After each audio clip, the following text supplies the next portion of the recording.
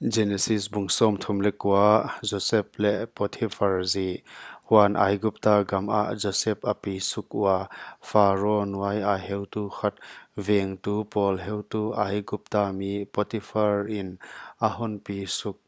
Ismael te khut a kipan a leita hi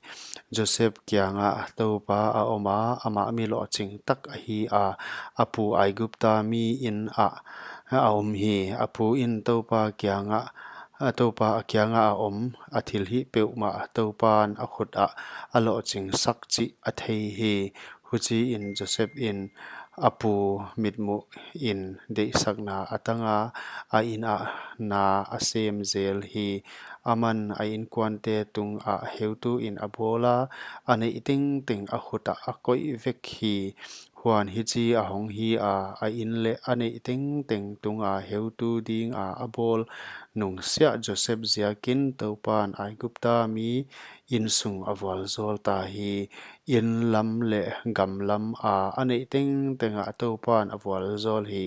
huchi in ane ting ting Joseph khuta a koi a ane ting a anne kya lo ngal bang ma a thei pi ke hi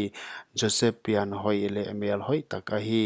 huai nung in hi chi a hong hi a apu zi in Joseph angai eta hon ki thwa pi in achi hi himale a ut ke ya apu zi kyanga kapu in hiai in a ka kyanga abang bang ka kyanga abang bang a om a chi la a thei ngal ke a ane iting ting ka khuta a koi vek hi yai in sunga ke sanga lian zo kwa ma a om ke azi na hi iziak in nang kya lo ngal ke a kipan bang ma i ta nei ke hi bang chi in hiai khelna khok tak hi in pathian tunga thil ka hi khial thei dia achi hi huan hi chi a hong hi a ni tengin Joseph hopi zel ma le ama ki thwa pi lam thu hiam ama kyanga om lam thu hiam alim sak nuam ke hi huchi lai in hi chi a hong hi a ana sem ding in sunga avaluta in sunga mi him him kwa ma a om ke hi huchi in aman hon ki thwa pi in chi in apuan sil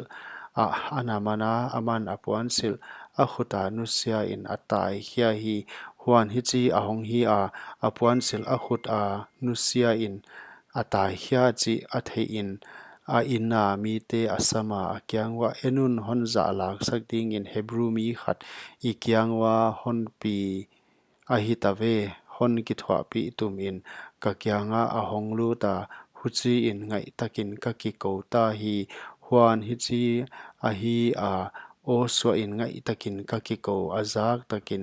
hiai ka kyang a puan sil anusia a atai kheta achi hi Joseph pu a hong tun masia a puan sil a kyanga ana koi gi ge hi a kyanga hiai thu anagena Hebrew sikha in sikha i kyanga na hon pi in hon za lak sak tum in ka kyanga a hong lut hi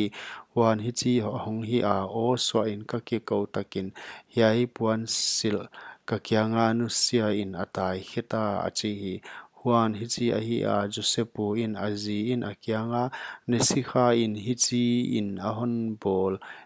chi a athugin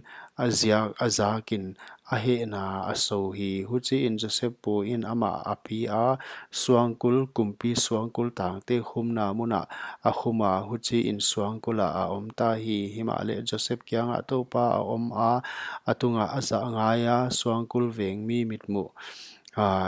in de sakna atang hi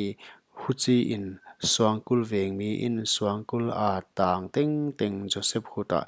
akem sakta hi huchi in huai a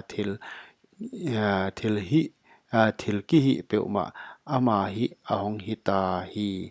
hita Joseph kyanga topa a om a thil hi peuma topan alo chin sak ziakin suangkul veng mi in a khut a thil om him him a en taki hi